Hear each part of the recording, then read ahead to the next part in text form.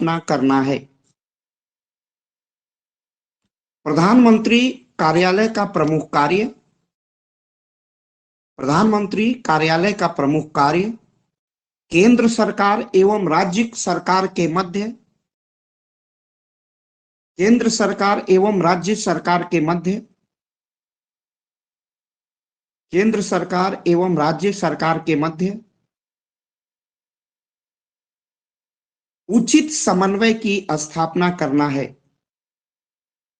उचित समन्वय की स्थापना करना है। उचित समन्वय की स्थापना करना है।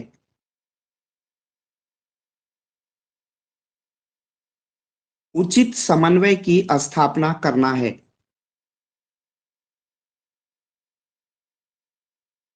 नेक्स्ट,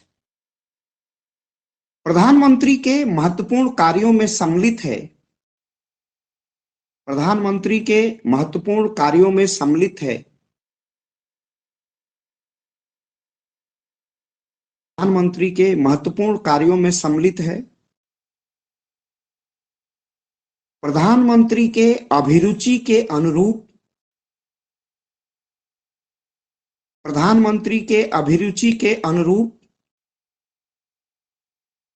प्रधानमंत्री के अभिरुचि के अनुरूप। प्रधानमंत्री के अभिरुचि के अनुरूप कार्यों का निष्पादन करना, यानी जिसमें प्रधानमंत्री के अभिरुचि हो विशेष रूप से उन कार्यों को सफलतापूर्वक संपन्न कराना प्रधानमंत्री कार्यालय का महत्वपूर्ण कार्य होता है। नेक्स्ट, प्रधानमंत्री योजना आयोग का पदेन सदस्य होता है। पदेन मतलब एक्स ऑफिशियो। प्रधानमंत्री योजना आयोग के जगह पर आप नीति आयोग लिख लीजिए। प्रधानमंत्री नीति आयोग का पदेन अध्यक्ष होता है। Ex officio president of NITI Aayog. प्रधानमंत्री नीति आयोग का पदेन अध्यक्ष होता है।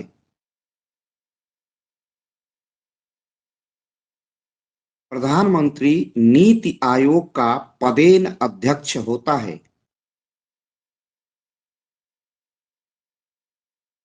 प्रधानमंत्री नीति आयोग का पदेन अध्यक्ष होता है। इसलिए प्रधानमंत्री कार्यालय का यह कर्तव्य है। इसलिए प्रधानमंत्री कार्यालय का यह कर्तव्य है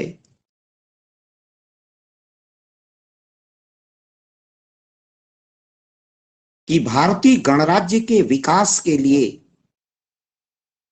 प्रधानमंत्री कार्यालय का कर्तव्य है कि भारतीय गणराज्य के विकास के लिए भारतीय गणराज्य के विकास के लिए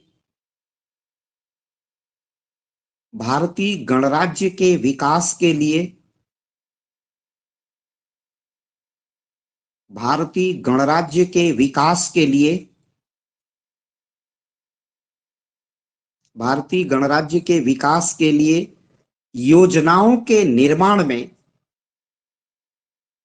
योजनाओं के निर्माण में प्रधानमंत्री का सहयोग करना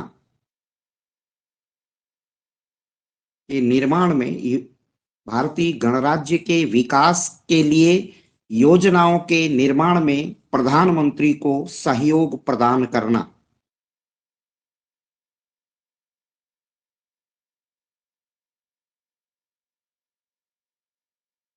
नेक्स्ट, प्रधानमंत्री कार्यालय का यह महत्वपूर्ण कार्य होता है। प्रधानमंत्री कार्यालय का यह महत्वपूर्ण कार्य होता है। प्रधानमंत्री कार्यालय का यह महत्वपूर्ण कार्य होता है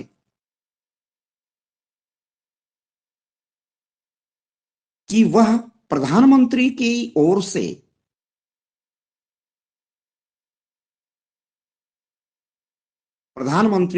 से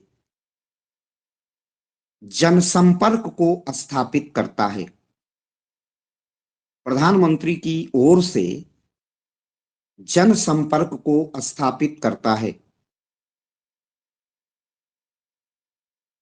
प्रधानमंत्री की ओर से जनसंपर्क को स्थापित करता है। प्रधानमंत्री की ओर से जनसंपर्क। अब यहां थोड़ी सी बात ये समझ लेनी जरूरी है। जैसे इस पंक्ति को आपने लिखा है, दो चीजें स्पष्ट कर दूं। पदेन कहते हैं कि भारत का जो भी प्रधानमंत्री होगा वो नीति आयोग का अध्यक्ष होता है। तो एक पद को धारित करने या एक पद पर प्रतिस्थापित होने के बाद जब वह स्वतः दूसरे पद को धारित कर लेता है तो इसे पदेन या अंग्रेजी में एक्स ऑफिसियो कहते हैं। ये बात स्पष्ट हो गई, ये तकनीकी शब्दावली है। दूसरा मैंने आपको पॉइंट लिखाया जिसको आपको गंभीरता पूर्वक समझना है कि प्रधानमंत्री कार्यालय का एक महत्वपूर्ण कार्य होता है कि वह जनसंपर्क स्थापित करे। आपके मन में प्रश्न उठ रहा होगा कि प्रधानमंत्री देश का नेता है, प्रधानमंत्री सबसे बड़ा प्रशासनिक अधिकारी है, प्रधानमंत्री कार्यपालिका का शीर्ष प्रशासनिक अधिकारी है, तो उसे क्या आवश्यकता है जनसंपर्क करने की, क्योंकि उसका निर्वाचन 5 वर्ष के लिए, उसकी नियुक्ति 5 वर्ष के लिए हुई है।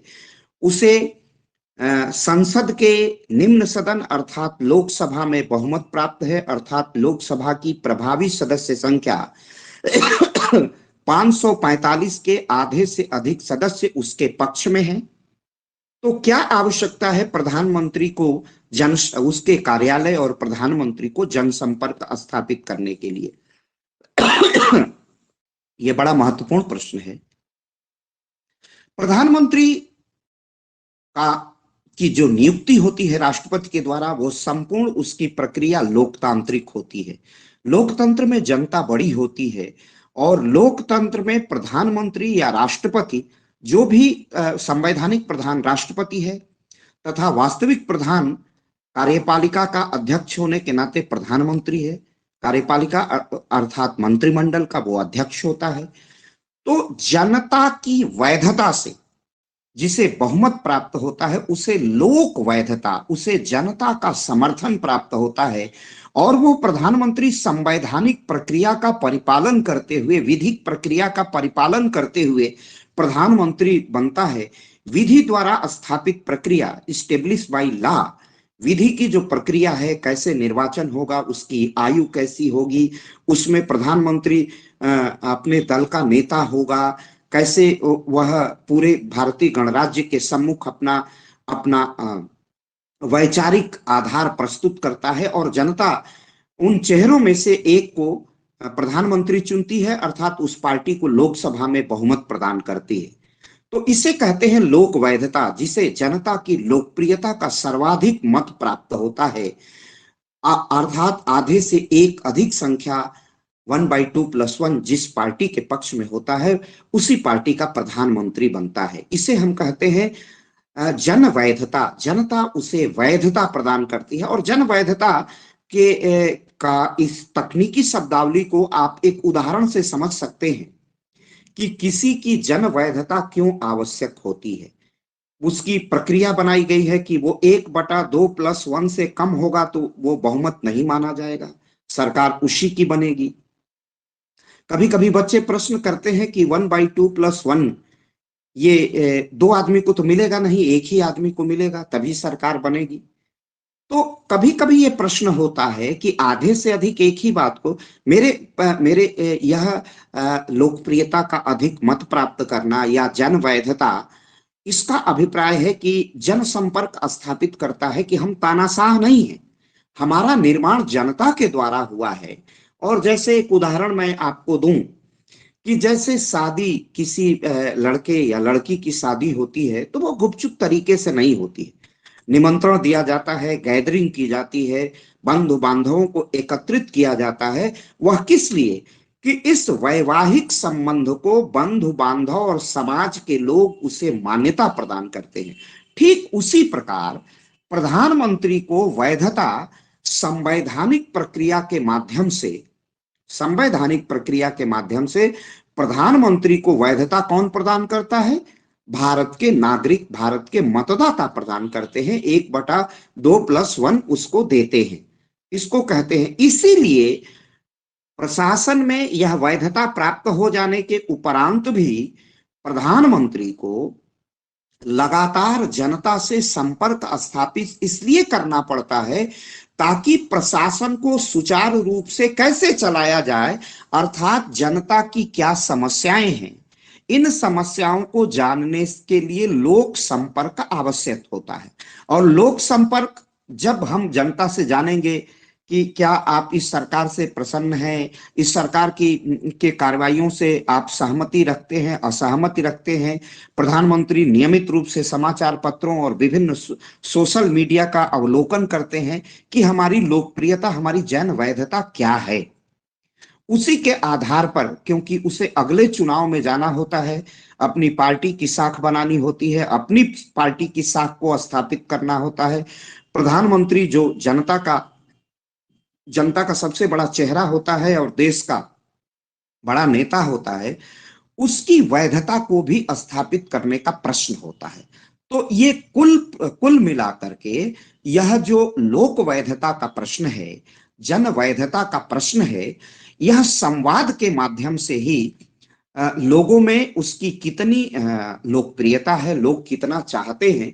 इसीलिए प्रत्येक राष्ट्राध्यक्ष, जैसे प्रधानमंत्री जी मन की बात करते हैं, तो ये मन की बात करना लोक वैधता के लिए जनसंपर्क को स्थापित करना है। और प्रधानमंत्री किस प्रकार जनसंपर्क स्थापित करेगा, इसके इस बारे में प्रधानमंत्री को सहयोग और सहायता प्रदान करने का कार्य प्रधानमंत्री कार्यालय करता है।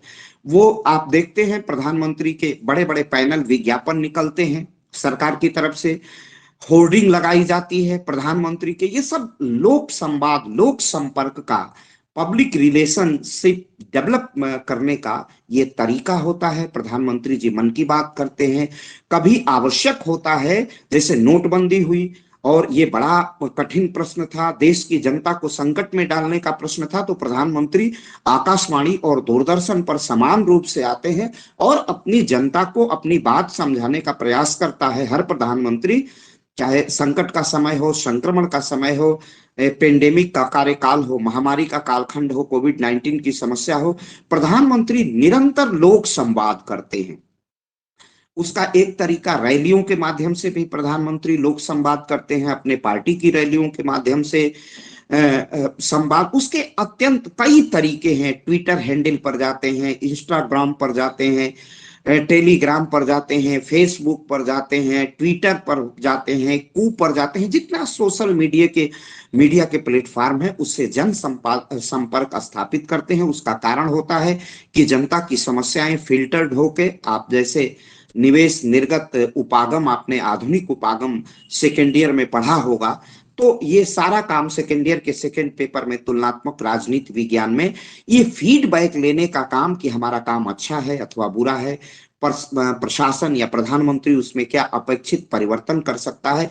इन तमाम प्रश्नों पर, इन महत्वपूर्ण प्रश्नों पर, विविध प्रश्नों पर जब तक प्रशासन जन संवाद नहीं करता है, तब तक लोगों की समस्याएं जनता की समस्याएं प्रशासन तक नहीं पहुंचती हैं और प्रशासन के वास्तविक निहितार्थ और प्रशासन के लिए गए जनता के कल्याण के निर्णय नागरिकों तक नहीं पहुंचते हैं।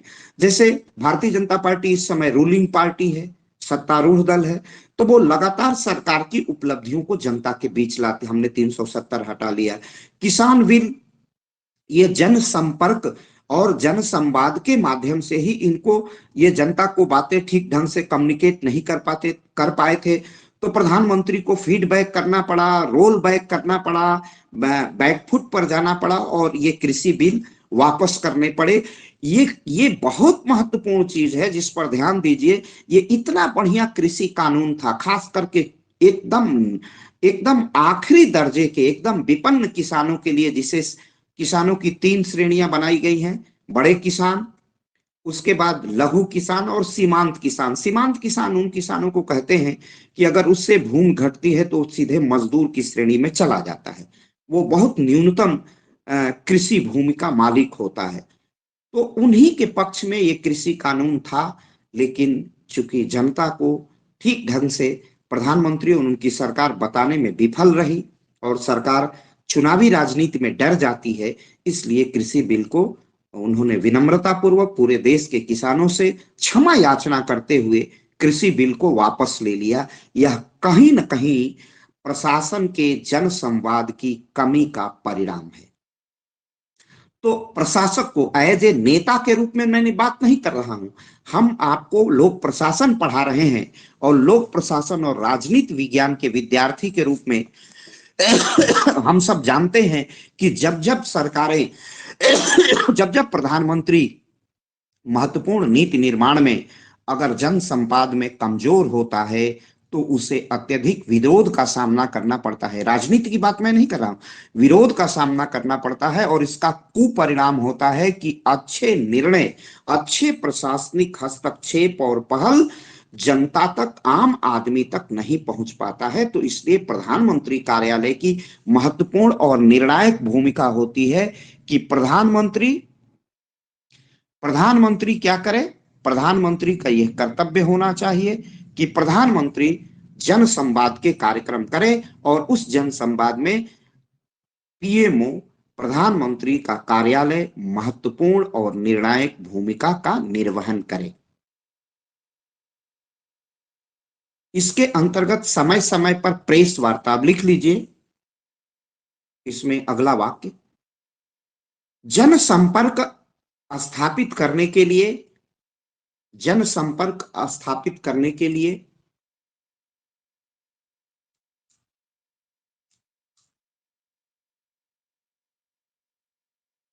जनसंपर्क स्थापित करने के लिए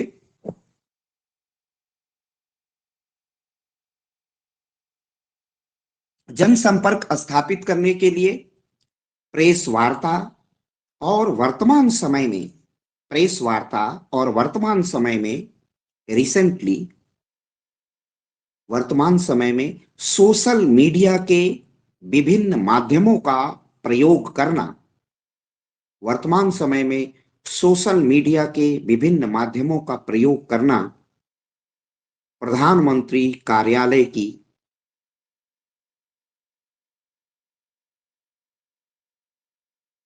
प्रधानमंत्री कार्यालय के कर्तव्य में समाहित है,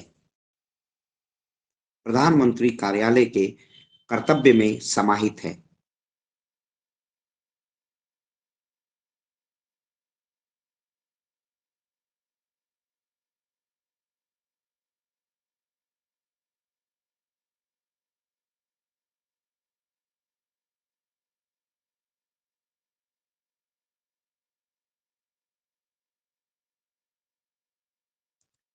प्रधानमंत्री, नेक्स्ट, प्रधानमंत्री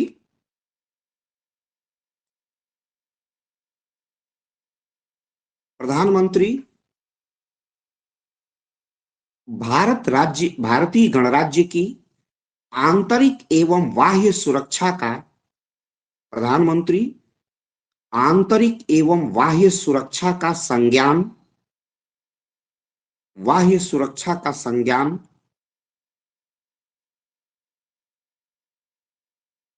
सदैव लेते रहते हैं,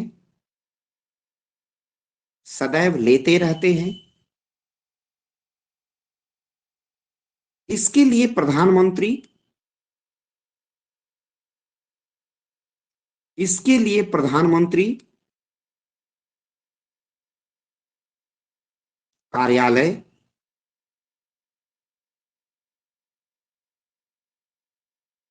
आंतरिक खुफिया, आंतरिक खुफिया गोपनीय सूचनाएं, छिपी हुई सूचनाएं, खुफियागिरी जानकारी करना, आंतरिक खुफिया CBI, central bureau of investigation, CBI, central bureau of investigation, CBI, ये देश की आंतरिक गतिविधियों की गोपनीय सूचना खुफियागिरी करती है। कि क्या स्थिति है, कहाँ कौन सा भारत विरोधी काम हो रहा है, कहाँ भारत समर्थन, क्या गतिविधियां देश में चल रही हैं, इसकी आंतरिक रिपोर्ट सीबीआई तैयार करती है।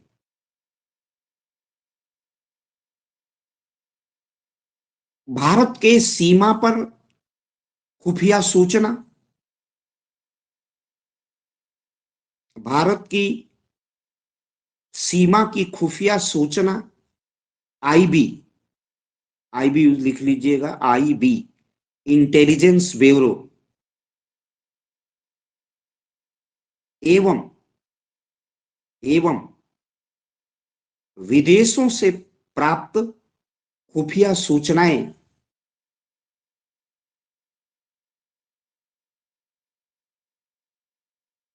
RAW, research and analysis wing, रा के माध्यम से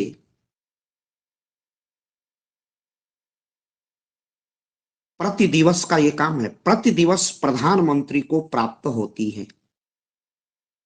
प्रति दिवस प्रधानमंत्री को प्राप्त होती है। विदेशों से प्राप्त सूचनाएं,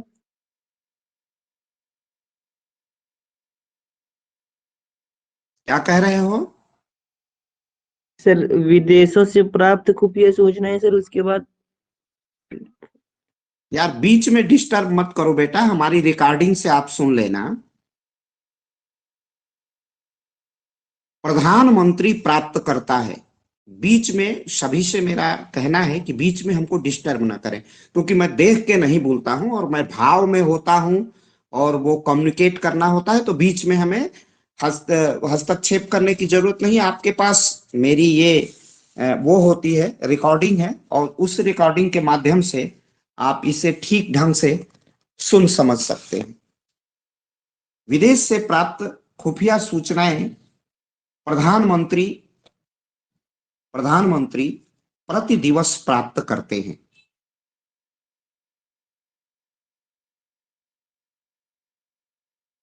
राष्ट्र की आंतरिक एवं भारतीय गणराज्य के आंतरिक एवं बाह्य सुरक्षा,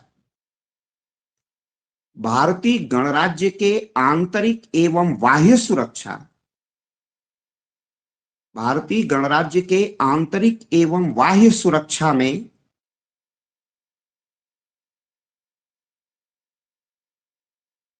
खुफिया एजेंसी के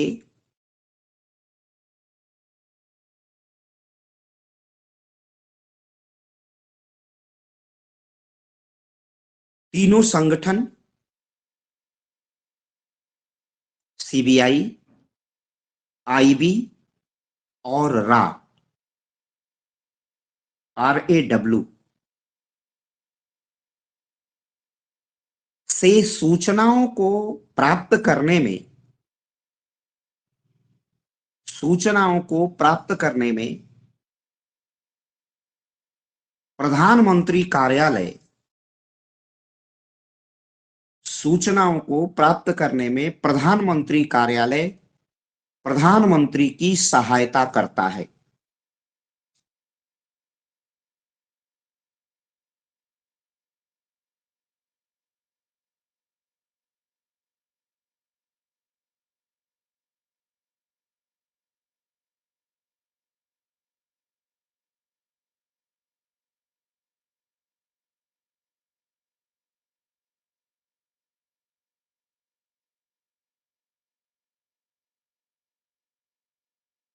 अब यहां समझ लीजिए, तकनीकी रूप से ये सब गृह मंत्रालय का काम होता है, ये आईबी, सीबीआई और लेकिन प्रति दिवस की देश की आंतरिक और बाह्य सूचनाओं के संदर्भ में प्रधानमंत्री अवगत होते हैं और इन्हें गृह मंत्री को सूचित नहीं करना होता है।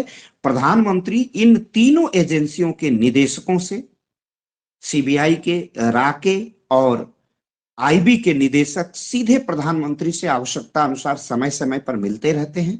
और ये प्रधानमंत्री कार्यालय में मिलने का अर्थ प्रधानमंत्री से सदैव वार्ता नहीं होती है, बल्कि प्रधानमंत्री कार्यालय इस कार्य में प्रधानमंत्री को सहयोग प्रदान करता है।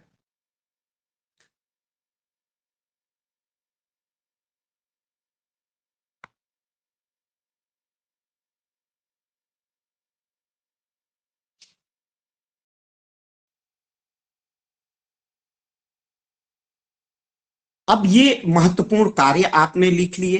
प्रधानमंत्री कार्यालय की महत्वपूर्ण भूमिका क्या है, कार्य क्या है, कितने सचिव उप सचिव होते हैं, सांगठनिक संरचना हमने पहले ही बता दी। अब कुछ इस पर आलोचना भी की जाती है प्रधानमंत्री कार्यालय की। तो अब पैराग्राफ चेंज करके आप आलोचना के बिंदुओं को लिखें।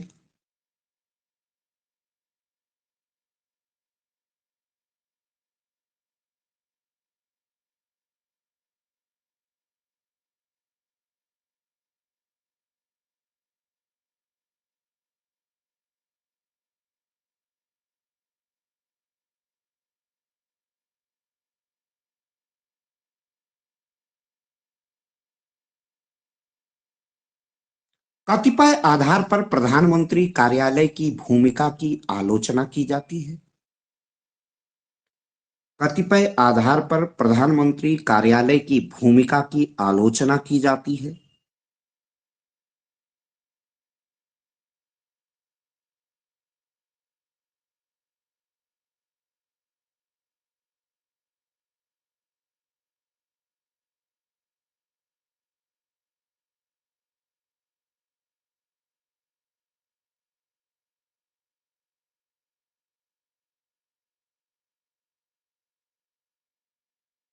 1977 में 1977 में 1977 में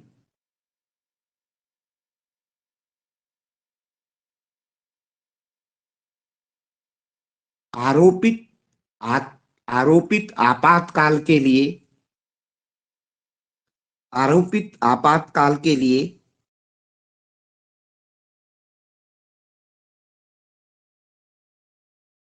प्रधानमंत्री कार्यालय के आपातकाल के लिए प्रधानमंत्री कार्यालय के प्रधानमंत्री कार्यालय के अतिवादी एक्स्ट्रा एक्टिविटी अतिवादी प्रशासनिक निर्णयों को अतिवादी प्रशासनिक निर्णयों को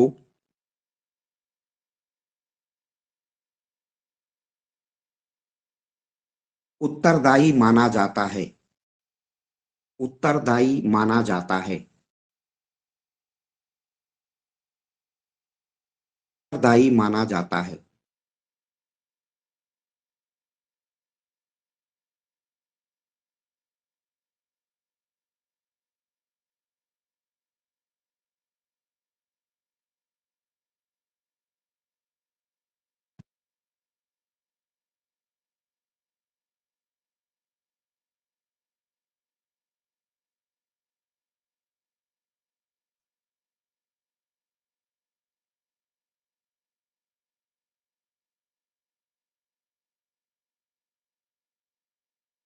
प्रधानमंत्री संसदीय लोकतंत्र में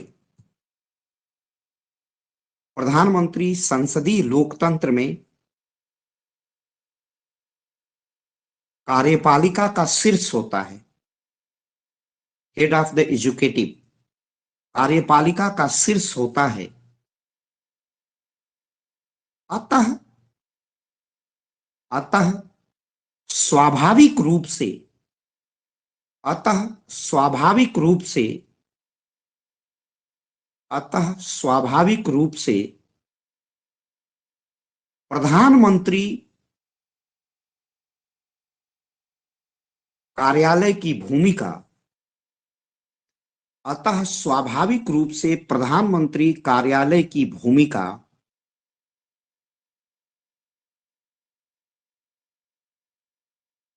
प्रभावी दृष्टिगोचर होती है, प्रभावी दिखाई देती है, प्रभावी दृष्टिगोचर होती है या प्रभावी दिखाई देती है।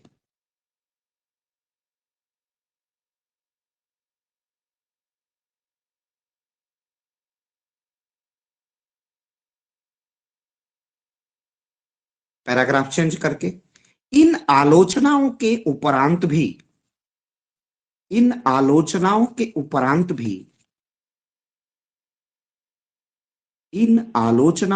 उपरांत भी प्रधानमंत्री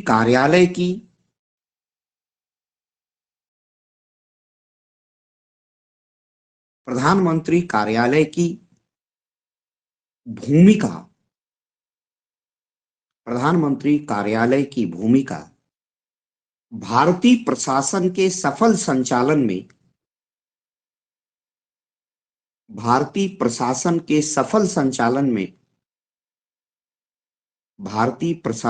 सफल संचालन में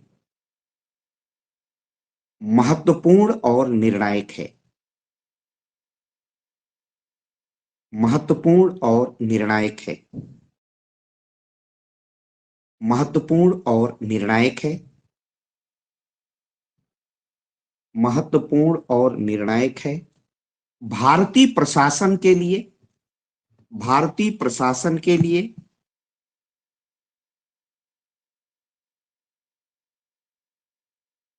भारतीय प्रशासन के लिए नीति निर्माण और निर्णय निर्माण का भारतीय प्रशासन के नीति निर्माण और निर्णय निर्माण का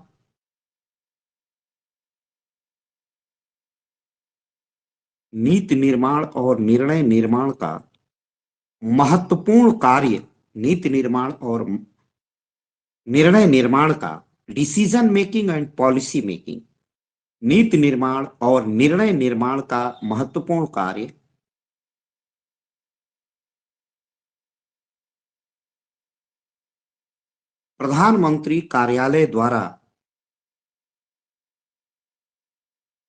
प्रधानमंत्री कार्यालय द्वारा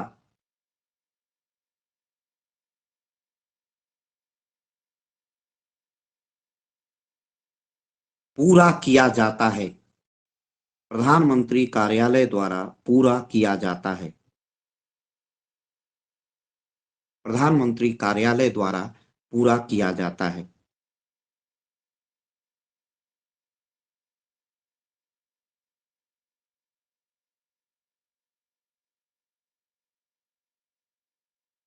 भारतीय प्रशासन के सफलतम निर्णय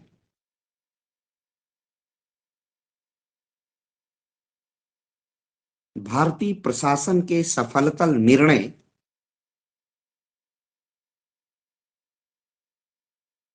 निर्माण में सफलता निर्णय निर्माण में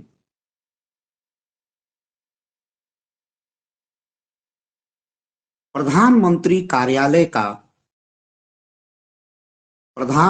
कार्यालय का महत्वपूर्ण योगदान रहा है।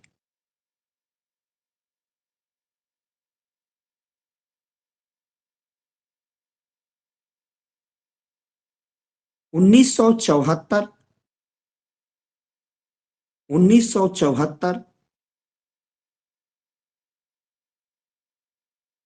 1974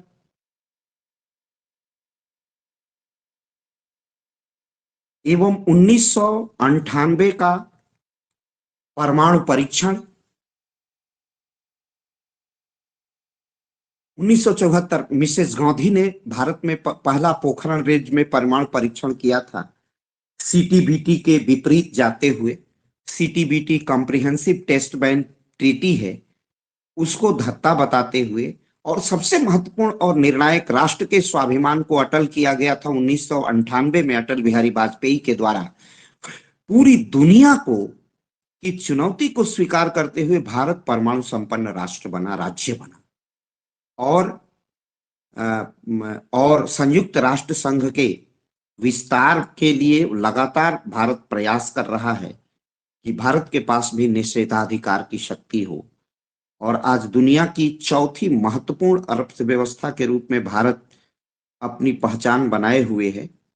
तो इन दोनों में पोखरण परीक्षण जब अटल बिहारी वाजपेयी के शासनकाल में हुआ, जिसमें निर्णायक भूमिका अटल बिहारी वाजपेयी और भारत के अग्नि पुरुष और भारत के पूर्व उपराष्ट्रपति एपीजे अब्दुल कलाम की थी। परमाणु परीक्षण जब 74 में इंदिरा गांधी ने लाफिंग बुद्धा किया था, उसका कोड था, वह भी निर्णायक था। भारत में उदारीकरण, अर्थव्यवस्था का उदारीकरण, इसमें भी पीएमओ की महत्वपूर्ण भूमिका थी। नेक्स्ट लिख लीजिए, 74 और 98 का परमाणु परीक्षण, कामा भारतीय अर्थव्यवस्था का उदारीकरण, भारतीय अर्थव्यवस्था का उदारीकरण, कामा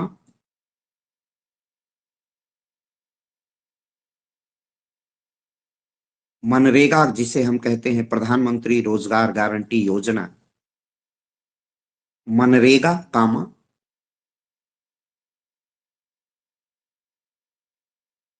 जनधन योजना,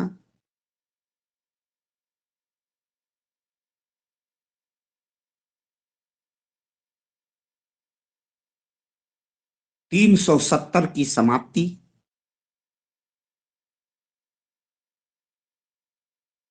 370 की समाप्ति,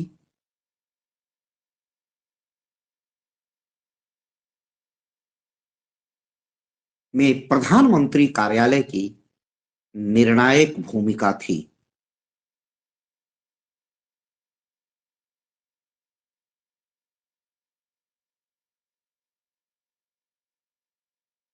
पैराग्राफ चेंज करके लिखिए।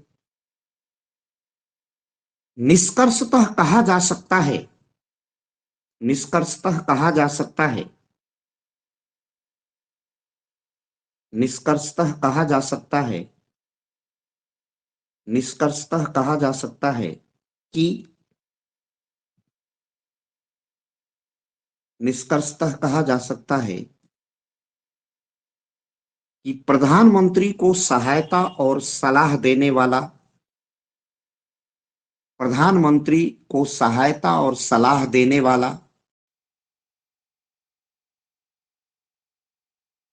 केंद्रीय सचिवालय का महत्वपूर्ण अंग, प्रधानमंत्री को सहायता और सलाह देने वाला केंद्रीय सचिवालय का महत्वपूर्ण अंग,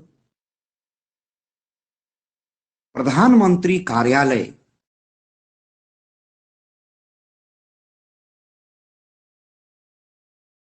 प्रधानमंत्री कार्यालय की संसदीय शासन व्यवस्था में, संसदीय शासन व्यवस्था में महत्वपूर्ण और निर्णायक भूमिका है, महत्वपूर्ण और निर्णायक भूमिका है।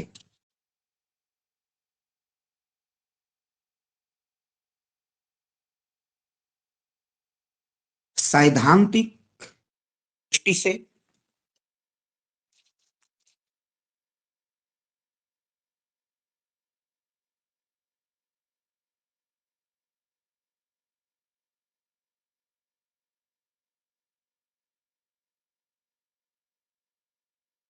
क्या लिखा है आप लोगों ने? सर सैद्धांतिक दृष्टि से, सैद्धांतिक एवं संवैधानिक दृष्टि से, ये लास्ट वाक्य है। अब सैद्धांतिक एवं संवैधानिक दृष्टि से भारतीय प्रशासन का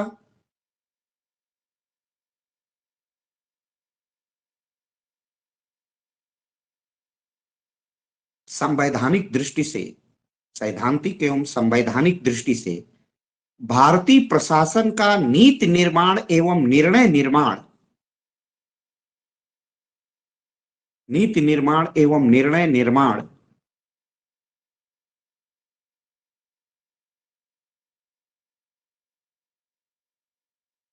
नीति निर्माण एवं निर्णय निर्माण, नीति निर्माण एवं निर्णय निर्माण मंत्रिमंडल द्वारा किया जाता है। परंतु परंतु परंतु यथार्थतः, परंतु यथार्थतः माने जो सत्य है, यथार्थ है, परंतु यथार्थतः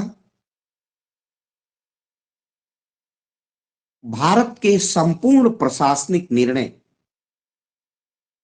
परंतु यथार्थतः भारतीय प्रशासन के संपूर्ण प्रशासनिक निर्णय भारतीय प्रशासन के संपूर्ण प्रशासनिक निर्णय प्रधानमंत्री कार्यालय द्वारा ही प्रधानमंत्री कार्यालय द्वारा ही प्रधानमंत्री कार्यालय द्वारा ही लिया जाता है।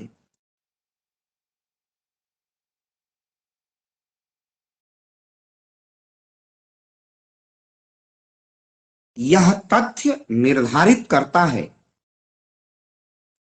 यह तथ्य निर्धारित करता है यह तथ्य निर्धारित करता है यह तथ्य निर्धारित करता है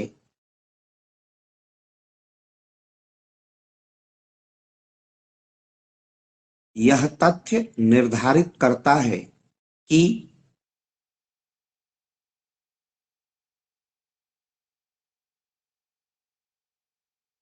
भारतीय प्रशासन में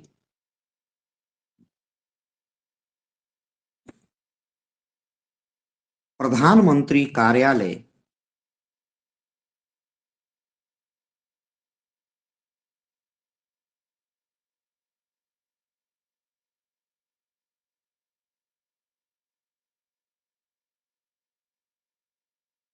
भारतीय प्रशासन का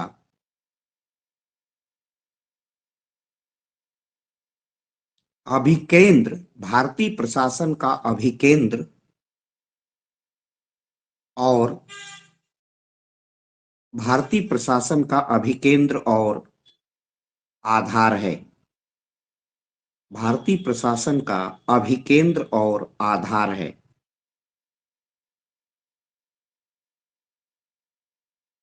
भारतीय प्रशासन का अभिकेंद्र और आधार है।